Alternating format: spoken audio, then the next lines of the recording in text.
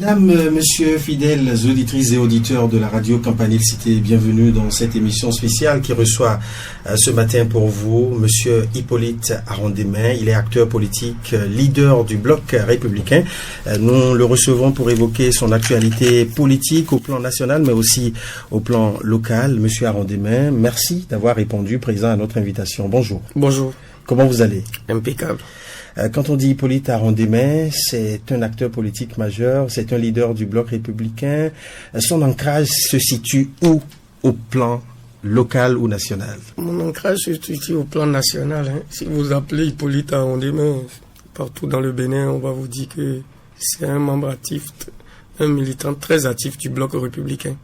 Oui, on sent votre activisme aussi bien au niveau des activités politiques que de la réflexion stratégique. Qu'est-ce qui vous fait courir autant du nord au sud depuis un certain temps? Vous savez, premièrement, je suis de l'Alliance ABT et puis après on est bloc républicain aujourd'hui. Donc j'ai constaté que le parti bloc républicain, qui est mon parti, ne se figure plus dans les astres de ce qu'il faut, pour moi, Ce qu'on s'est dit, que je me suis dit que non, si je laisse mon parti bloc républicain avec les 28 députés, alors que la réforme du système partisan est aujourd'hui là où on est, on doit avoir 20% dans tous les départements. Nous ne pouvons pas, si je laisse ce parti, on ne peut pas arriver au résultat prévu. Pour moi, mon objectif, c'est de rendre le parti bloc républicain le premier parti du Bénin. Donc, vous travaillez pour, je dirais, la revanche du bloc républicain par rapport aux élections de 2023, puisque elle était plus représentée dans le Parlement précédent, mais actuellement, ils en ont 28. Donc, vous travaillez à ce que le parti reprenne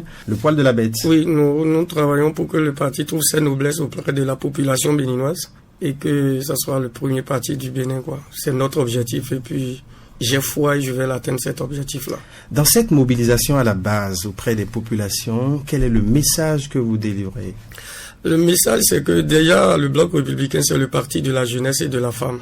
Et si moi je suis jeune et le leader de ce parti est aussi le président du bloc républicain que je salue par ici, son excellence le ministre d'État Aboulaye Biotchane m'a permis de prendre cet rôle à cœur. Il m'a demandé de tout faire pour que ce parti devienne le numéro 1 du Bénin.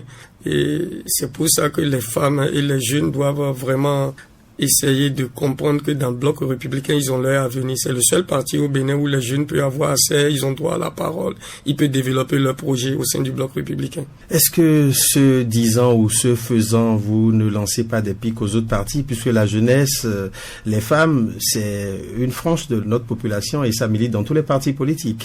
Oui, vous savez, le bloc républicain, c'est le parti le plus structuré. Vous pouvez comprendre, Il y a les hiérarchies, il y a tout ce qu'il faut. Mais là-bas, les gens... Vous dites que les autres partis ne sont pas structurés. Non, nous avons l'OJBR, moi je ne vais pas vous parler des autres.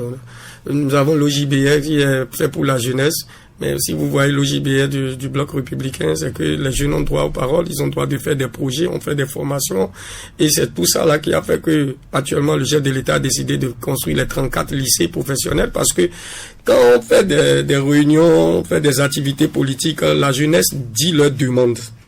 Nous avons compris que l'université conventionnelle crée, chaque année, on a les 21 000 chômeurs qui sont fabriqués parce que les jeunes n'ont pas la formation adéquate pour pouvoir atteindre le marché de travail de ce 21e siècle. Donc, nous avons besoin des écoles de formation professionnelle afin de former nos jeunes et de les mettre sur le marché du travail. Et c'est ce que le chef de l'État a compris et il a déjà commencé. Donc d'ici un an, nous aurons plein d'écoles de formation professionnelle pour que nos jeunes puissent être accès à ces formations professionnelles. C'est de ça il s'agit, Et tout ça, ça vient de nous. Nous, on a fait des propositions, on a dit dans les journaux, ça a été vu. Le chef de l'État a compris que nous avons besoin de ces écoles de formation professionnelle. C'est de ça il s'agit à l'heure où on parle, C'est plus de former des sociologues, des psychologues et tout. Et après, ils sont à la maison, ils sont chez les parents. Et puis, après avoir dépensé un tas de fortune pour former ton propre enfant, et puis ils se retrouvent en chômage, c'est aussi pas bon pour les parents. Donc, pour l'avenir, vous êtes dans la perspective de ce qu'il y ait une nouvelle orientation de l'enseignement au Bénin, à travers la migration vers l'enseignement professionnel. Oui, c'est ça même, c'est de ça il s'agit. Mais que faites-vous des chômeurs? Quelle est aujourd'hui la vision de développement qu'incarne le bloc républicain, votre parti? Déjà, vous avez dit que qu'est-ce qu'on fait des chômeurs? Oui. Si les chômeurs, ils n'ont pas une formation professionnelle adéquate, vous voulez qu'on les donne quoi comme travail? Vous avez parlé des étudiants qui sortent chaque année. Oui, il y a 21 000 chômeurs. Regardez, il y a plein d'étudiants qui sortent de la sociologie. Combien de Béninois peuvent prendre des sociologues pour les écouter? Quand on a des problèmes, on va voir les tantes, les cousines, on va voir les membres de nos ancêtres. C'est la faute à qui? Non, c'est parce que beaucoup de chefs d'État ou bien des politiciens qui sont passés n'ont pas pensé à des formations professionnelles. Et c'est maintenant que le chef de l'État, le président Patrice Talon, a vu que c'est une réalité. Parce que voilà l'usine de la zone industrielle de Glodibé qui est créée. Il faut des gens pour pouvoir travailler dedans.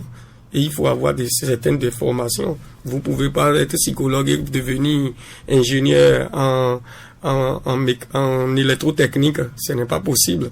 Donc c'est pour ça que le chef de l'État aussi a bien compris et il est en train de nous faire des écoles professionnelles. En ce moment, tous ces jeunes qui sont au chômage, ils pourront se faire former et avoir des bons boulots. Donc vous les invitez à se réinventer. Oui, il faut se réinventer. À aller vers les formations professionnelles. Parce que chaque fois, la vie change. C'est pas ce que vous trouvez aujourd'hui que vous pouvez trouver demain. Avant, nous avons des petites voitures qui sont très bien. Maintenant, on a des voitures électroniques.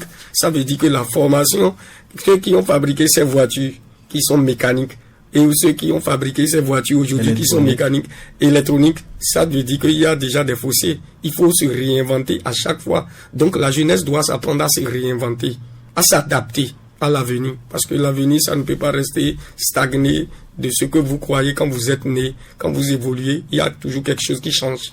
À part le volet formation des jeunes et la question du chômage, sur quels autres axes vous développez une vision de développement? Oui, l'entrepreneuriat. Nous apprenons les femmes de chez nous à savoir créer des activités propres à eux et nous les aidons, nous les subventionnons. Et particulièrement moi-même, Hippolyte Arrondemain, j'aide beaucoup la jeunesse et puis on les subventionne et on les apprend à faire des formations, comment créer son propre business et comment le faire connaître sur les plateformes, toutes les réseaux sociaux, on les fait ça. Justement, en parlant donc de votre appui à la population, on vous a vu dernièrement à Porto-Novo aux côtés des acteurs politiques et des populations de Porto-Novo pour une activité grandiose. Vous en avez prévu cette semaine au niveau d'Abomey-Calavi. Alors, qu'est-ce que vous prévoyez avec les populations d'Abomey-Calavi? Qu'est-ce qui se prépare? Les populations d'Abomey-Calavi, nous préparons une grande mobilisation. C'est que nous avons fait un niveau à Porto-Novo et le niveau sera très élevé à Abomey-Calavi. À Porto-Novo, qu'est-ce qui s'est passé? À Porto-Novo, nous avons fait la plus grande mobilisation de Porto-Novo, jamais fait par aucun parti politique. Il y avait le doyen Karim Da Silva qui était là. Il y avait Maba Moussa, la coordonnatrice de Porto-Novo, tous ces militants, les militants, beaucoup d'adhésions de Porto-Novo. Quand nous avons laissé Porto-Novo, nous sommes revenus. Il y a eu 5000 adhérents, des jeunes de Porto-Novo, qui ont vu que ils ont leur place dans le bloc républicain. Et ils ont beaucoup adhéré. Nous avons fait pour Porto-Novo, c'est un bon succès pour nous. Et c'est pour ça d'ailleurs que vous mettez le cap maintenant sur la 6e circonscription électorale à travers la commune d'Abomey-Calavi. Oui, la 6e circonscription, c'est quand même une grande circonscription. Hein. Il y a près de 600 000 habitants. Bien sûr. Et ici, dans la 6e circonscription, nous n'avons qu'un seul député, quoi. Nous avons un seul député. Oui. Donc, ça veut dire qu'il faut qu'on s'acharne sur le travail. Si on a un seul... Sur un effectif, je crois, de 8. Hein, de 8 députés. Sur un effectif de 8. 8 députés, nous avons qu'un seul député. Donc, c'est pour ça que nous allons accroître notre mobilisation dans la 6e circonscription. Parce que notre objectif, c'est de ramasser tous les députés ici, dans la 6e circonscription. L'activité que vous avez prévue aura lieu quand et où? L'activité aura lieu à Kokokodi, à l'hôtel Sassou, le 15 mars à 10h. Et qui sont les personnes et personnalités attendues? Les personnalités attendues, il y a beaucoup de personnalités attendues. Il y a monsieur Patrice Oussouguédé qui est le coordonnateur de la 6e circonscription. Il y a aussi l'honorable Arif Haribako. Et il y aura des invités surprises. Il y aura beaucoup du monde. Il y aura aussi des adhésions comme vous l'avez fait à Porto-Novo. Oui. Mais comment travaillez-vous à dénicher ces nouveaux adhérents? Parce que déjà, nous avons commencé un travail qui fait déjà 2 ans sur le terrain. Nous avons déjà travaillé sur le terrain pendant 2 ans. Et le travail a bien pris.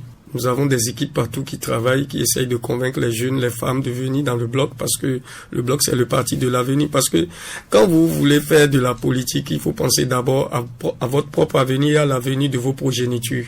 C'est ce que vous semez aujourd'hui que vous allez ramasser demain. Si vous vous n'adhérez pas à des projets de développement, ce n'est pas bon pour votre avenir et même celui de vos enfants.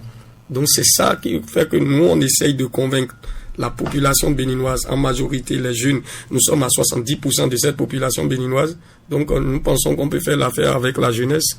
Alors, parlant justement de cette activité qui va se dérouler à Abomey-Calavi, vous l'avez dit, du côté de l'hôtel Sassou. Oui, est-ce que vous vous appuyez sur les structures locales? Parce qu'on voit que vous n'avez pas de territoire, pratiquement tout le territoire national vous appartient.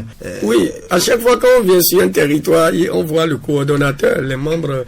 Donc vous travaillez avec les structures locales. Oui, les bureaux qui sont là, maintenant, là, nous avons un chef avec qui on travaille, c'est le coordonnateur Patrice Oussou-Guédet, c'est lui qui est le patron de l'événement. Donc, nous, on est là pour les prêter main forte, pour faire adhérer beaucoup de militants et faire du BL le numéro 1 de la 6e circonscription. C'est notre objectif et nous allons l'atteindre. Certains pensent que votre activisme participe de vos ambitions personnelles pour 2026. Que leur répondez-vous? Bon, je leur réponds déjà que même si c'est des ambitions personnelles, d'abord le travail que j'ai fait, eux-mêmes ils voient sur le terrain. Parce que déjà, dans le système partisan, je prends les grandes démocraties comme les États-Unis et puis la France, l'Europe et tout, là, le système partisan, ça exige des primaires au sein des partis politiques. Et c'est ces militants, ces membres de ces partis qui pourront élire celui qui peut les représenter valablement pour des élections nationales. C'est de ça il s'agit. Mais pour le moment, nous travaillons pour les élections générales, pour que notre parti soit enraciné et sera le numéro 1 du Bénin. C'est notre objectif premier. Le reste, ça vient après. Quand vous dites élection générale, on voit déjà les élections communales et législatives de 2026 et après la présidentielle. Alors, pour les élections législatives et communales de 2026, est-ce que vous êtes partant? Comment le casting se fera? Bon, le casting se fera avec les dirigeants du parti. Nous, on n'a pas de mots à dire. Mais nous, on travaille sur le terrain, on se bat sur le terrain pour que notre parti soit le numéro 1. Et en ce moment, les dirigeants verront le travail qu'on a fait et ils vont l'apprécier. Vous avez parlé tout à l'heure de primaire. Est-ce que ça va être vraiment le cas? Parce que normalement, quand on parle par le passé, vous n'aviez pas les structures de base totalement installées, il n'y avait pas eu de primaire. Est-ce qu'aujourd'hui, les structures de base sont totalement installées? Est-ce qu'il y aura vraiment de primaire ou ça va être justement par cooptation? C'est le souhait de tous les militants qu'il y aura des primaires et les dirigeants du parti, ils vont s'en occuper. Ils sont là pour servir les militants et les adhérents, donc je pense qu'ils vont les écouter. Alors, la réforme du système partisan, on y est. Est-ce que vous pensez que, comme le dit le chef de l'État, c'est ce qui va permettre l'assainissement du paysage politique au plan national? Oui, ça va vraiment servir à l'assainissement du paysage politique au national et même parce que actuellement là, il n'y a plus des partis de fourmis qui se propagent partout au Bénin. Il n'y a que 3 grandes partis qui sont connus. Donc les 3 grands partis vont présenter leurs candidats, c'est ça, les réformes du partisan. Et si ça doit marcher, il faut des primaires parce que c'est pour éviter ces petits partis qui sont propagés dans tout le Bénin là, qu'on les a tous fusionnés pour sortir des grands partis.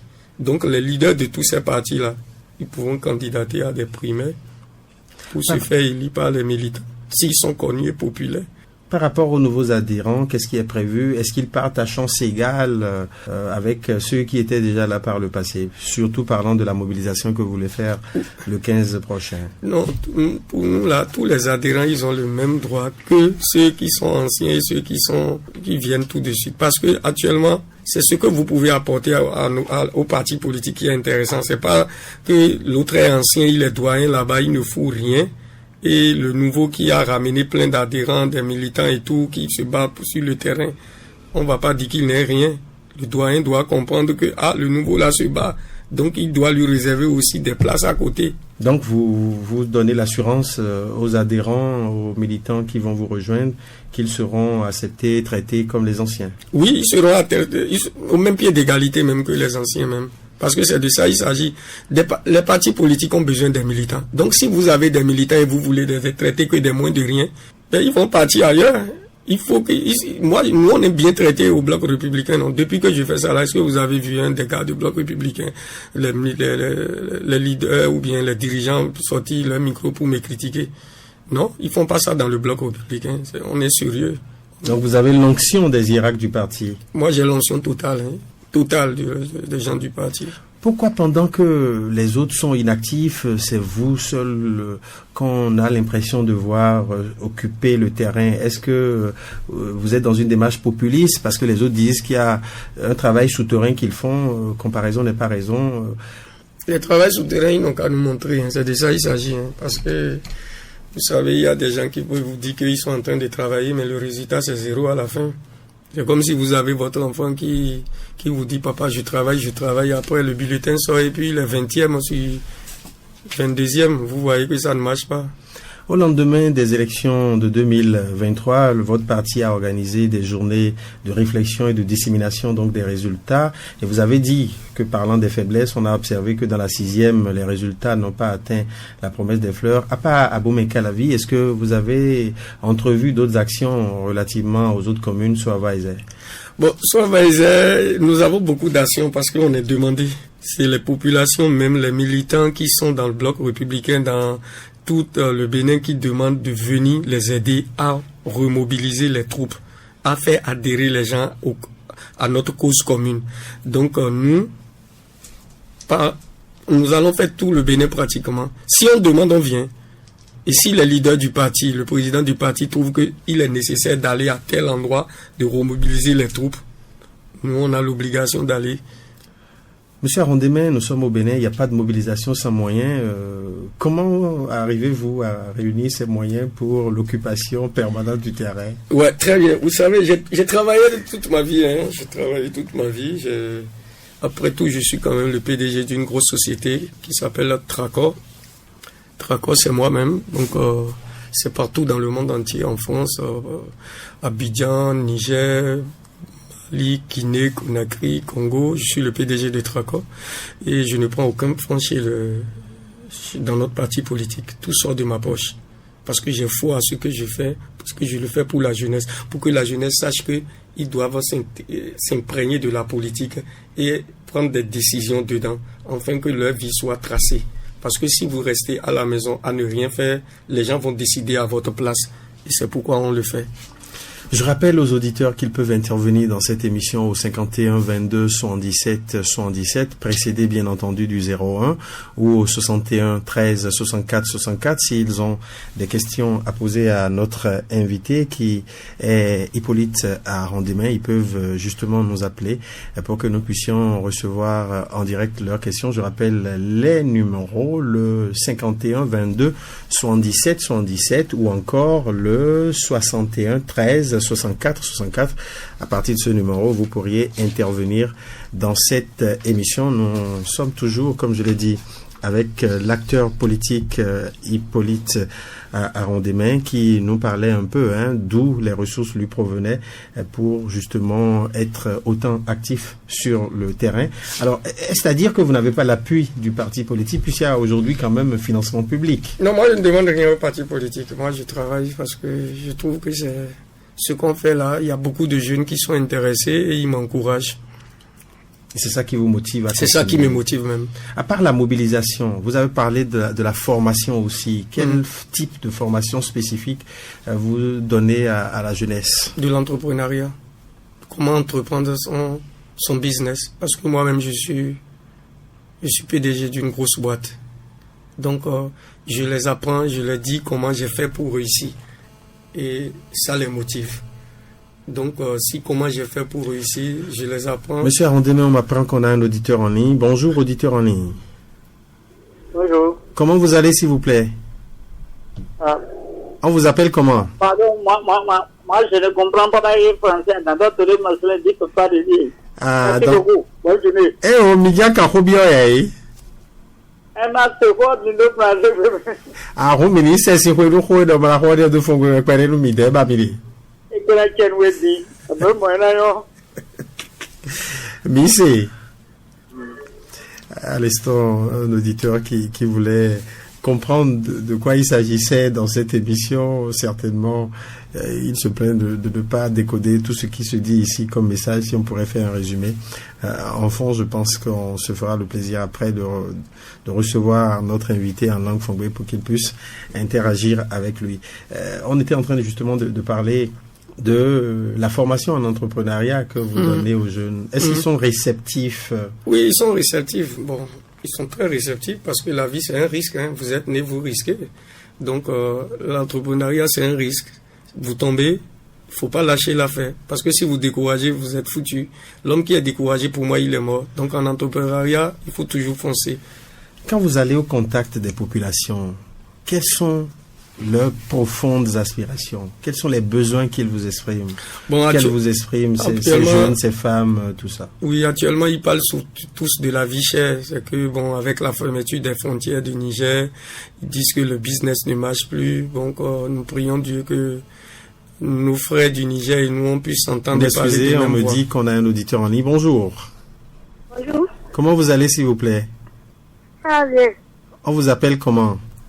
On m'appelle. Vous avez des questions pour notre invité? On paye l'argent. Ah, pour venir à l'activité du Bloc républicain? Oui. Ok. Vous gardez la ligne, on va vous répondre. Vous pouvez raccrocher, on va vous répondre tout à l'heure. Je rappelle que nous sommes avec le leader politique du Bloc républicain, Hippolyte Arondemain. Si vous avez des questions relativement à cette émission, vous pourriez nous appeler au 51 22 77 77 ou au 61 13 64 64. Il y a un auditeur qui demandait si pour participer à l'activité de Cocotomain, il faut payer de l'argent. Non, on ne paye rien du tout. Pourquoi il va payer? Il vient. Il va être notre militant, on va bien l'accueillir. Nous, on ne paye pas pour venir chez nous. Et ceux qui ne sont pas invités, ceux qui ne sont pas reconnus par vos structures de base? Nous invitons toute la population béninoise parce que le Bloc républicain, comme disaient nos voisins proches et nos détracteurs, vous dit que c'est le parti des gens du Nord. Je tiens à dire à tous les frères du Bénin et la population béninoise que le Bloc républicain, c'est le parti de tous les Béninois. Ça veut dire que vous soyez du nord, du sud, de l'est à l'ouest, vous pouvez venir dans le Bloc républicain, développer vos idées. Et le ministre d'État, le président du Bloc républicain, c'est le monsieur le plus ouvert que vous pouvez connaître. Parce que moi-même, Hippolyte Arondemain, je suis d'origine de Ouébo à Botagon. Je suis à Isor, je ne suis pas du nord. Et si j'ai pu émerger dans le Bloc républicain, c'est pour vous dire que c'est pour tous les Béninois. C'est pas un parti qui appartient aux gens du nord. Et je tiens à le dire ici, vous venez et on vous accepte tel que vous êtes. C'est notre maison commune. Vous venez, on vous prend comme vous êtes et on vous accueille les bras ouverts. C'est de ça il s'agit. Donc vous lancez un appel à toute la population, toute la jeunesse à se déplacer vers Cocotomain le 15 prochain. Oui. Ça va être à l'hôtel Sassou à 10h. Donc vous venez, nous on vous attend là-bas. Il y aura de bonnes ambiances et puis c'est la jeunesse qu'on célébrait et c'est la grande mobilisation au sein du Bloc républicain. Vous venez seulement, vous n'avez rien à payer. Monsieur Hippolyte Arondemain, nous sommes au terme de cet entretien. Justement, on avait une question en suspens qui n'était pas totalement terminée. C'est la question relative aux préoccupations des populations. Vous avez commencé par nous parler d'une de leurs préoccupations liées à la vie chère, mais on m'apprend qu'on a un auditeur, il va être le dernier, puisqu'on est pris par le temps. Le tout dernier auditeur en ligne, bonjour. Bonjour. Comment vous allez, s'il vous plaît? Comment vous allez, s'il vous plaît? Est-ce que vous me recevez? Malheureusement, cet auditeur n'est plus en ligne, certainement lié aux instabilités du réseau. On revient en studio. Alors, quelles sont les aspirations, quelles sont les doléances des populations quand vous les rencontrez? On m'apprend que l'auditeur est toujours là. Bonjour. Bonjour, monsieur. Comment allez-vous? Nous allons bien. À qui avons l'honneur? Ici, c'est Gbagidi Franck. Monsieur Gbagidi. Oui. Nous vous suivons. Est-ce que vous avez des questions à notre invité? Oui. J'aimerais d'abord parler de monsieur Arondemain. J'aimerais lui demander où se trouve réellement sa base de militantisme. Déjà, il parcourt tout le Bénin. Où se trouve sa base? Quel intérêt il le fait? Ok. Est-ce qu'il prétend être candidat aux élections présidentielles ou il le fait dans quel brief? Ok. Très bonne question, c'est noté. Je pense que le président va vous répondre. Merci pour votre contribution. Soyez à l'écoute. Monsieur Arondemain, cet auditeur demande où se trouve votre base. Il a posé 3 questions. Moi, ma base, c'est à Cocotomé. Je suis de Cocotomé, j'habite à Cocotomé. Et je voulais dire à l'auditeur que moi, je fais du politique de développement, quoi. Et quand vous faites partie des structures politiques comme le bloc républicain, là, soit vous militez, vous travaillez pour que ça marche, soit vous échouez tous ensemble. Et vous n'avez plus rien. Vous êtes obligé d'aller chez les autres et de recommencer tout à zéro. Donc c'est pour ça que nous, on a décidé de militer. Et le militantisme, ça ne veut pas dire qu'on est en train de rechercher quelque chose. C'est d'abord faire pour que sa base soit solide et le parti soit le plus grand parti. Et en ce moment-là, vous pouvez décider maintenant avec les leaders de ce que vous allez devenir demain. Mais si vous ne faites rien et vous êtes assis sur une chaise en train de regarder les autres, d'autres personnes feront à votre place. Est-ce que vous ne pensez pas que c'est parce que vous êtes de la diaspora que vous raisonnez ou réfléchissez comme ça? Parce que ce qui est constaté ici, c'est que généralement les gens préfèrent travailler de façon circonscrite à leur zone électorale. Oui, mais c'est pour que les choses changent. C'est pour ça qu'on est en train de faire ça. Est-ce que vous ne vous pensez pas seul? En 10 ans, le président, en 9 ans maintenant, voilà ce que le président Talon a fait en 9 ans. Les choses ont changé un peu au Bénin quand même. Depuis 1960 à aujourd'hui, on a vu ce qui a vraiment changé. Donc si les gens ne veulent pas changer, ils veulent rester statu quo sur ce qu'ils ont connu depuis 1960, ce n'est pas bon. Le monde a changé. Donc votre base, c'est Cocotomé, oui, arrondissement de Godomé, commune d'Abomey-Calavi, oui, et au-delà. Et au-delà. Mais il demande à savoir pour quel intérêt vous le faites et si vous serez candidat en 2026. Bon. Être candidat, certainement présidentielle. C'est que je voulais dire au monsieur qu'il y a le système partisan. Ouais. Et c'est le système partisan qui désigne le candidat. Il faut qu'il comprenne que il n'y a personne au Bénin qui peut se lever comme ça pour dire qu'il est candidat. Non, ça c'était avant, il y a de cela 10 ans. Maintenant, là, ce n'est pas bon. Tout ce que vous faites, c'est pour le parti. C'est pour d'abord le parti. Que le parti soit enraciné dans tout le Bénin. Le reste, on verra. Nous sommes pratiquement au terme. Il y a une dernière question qui était en suspension. Les préoccupations des populations. Vous avez parlé de la sûreté de la vie. Est-ce qu'il y a autres préoccupations qui relèvent de leur aspiration et de leur doléance à votre attention? Oui, la doléance, c'est qu'ils demandent à ce que les frontières soient ouvertes entre le Bénin et le Niger. Surtout nos compatriotes du Saint-Patrion qui cherchent ça parce que il y a beaucoup de transporteurs qui n'arrivent plus à tourner leur business.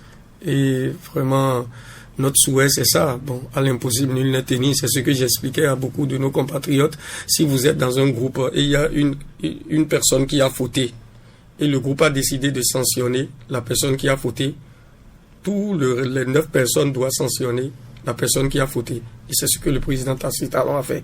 Il n'a pas décidé tout seul de faire ce qu'il fait. Donc il faut que les gens comprennent que... Mais parmi ces 9, il y en a qui sont... Oui, il y a toujours des brebis galeux qui voulaient toujours jouer au matuvuisme. Au malin. Au malin, c'est tout. Mais quand même, quand vous êtes dans un groupe, vous respectez la décision du groupe. C'est ça, c'est de ça il s'agit. Sinon, ne restez pas dans le groupe. Sortez du groupe et allez foutre votre bordel ailleurs. Donc c'est de ça il s'agit. Et le président Patrice Talon a respecté la décision du groupe. Et à part cette préoccupation? Après cette complication, il y a les jeunes qui cherchent à faire de la formation professionnelle. Parce que beaucoup sont en chômage, ils sont chez leurs parents à la maison, ils sont devenus charges même à leurs parents à la maison. Donc, ils disent, bah, nous, on veut se faire former. Maintenant, quand tu vas à Glodjibé, ils prennent que des gens qui ont fait lycée technique, lycée agricole, tous ces trucs-là. Et je dis, bon, la formation professionnelle, le chef de l'État a déjà, en décembre, le chef de l'État a dit devant l'Assemblée qu'il y aura beaucoup de formations professionnelles, des écoles professionnelles qui seront faites.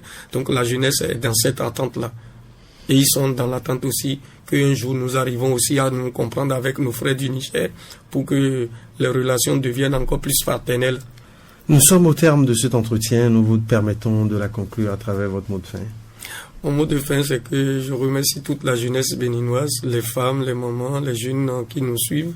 Et je vous invite tous le 15 mars à 10h à l'hôtel Sassou à Cocotomé. C'est la fête de la jeunesse, c'est la grande mobilisation du bloc républicain. Et plus unis, plus forts pour construire un Bénin nouveau. C'est ça, il s'agit. Je vous invite. Merci, Monsieur Hippolyte Arondemain. Chers auditrices et auditeurs, ce sera justement tout pour cet entretien. Nous avons évoqué avec cet acteur politique majeur, leader du Bloc républicain, son actualité politique. Merci de nous avoir suivis. Dans ce studio, j'étais Prudent Nasséou. À la réalisation technique, j'ai bénéficié de l'accompagnement de Venance Binanzon, accompagné bien entendu de Fidèle et Tecle Liouran. Merci à toute l'équipe. Bonne suite de programme. Au revoir.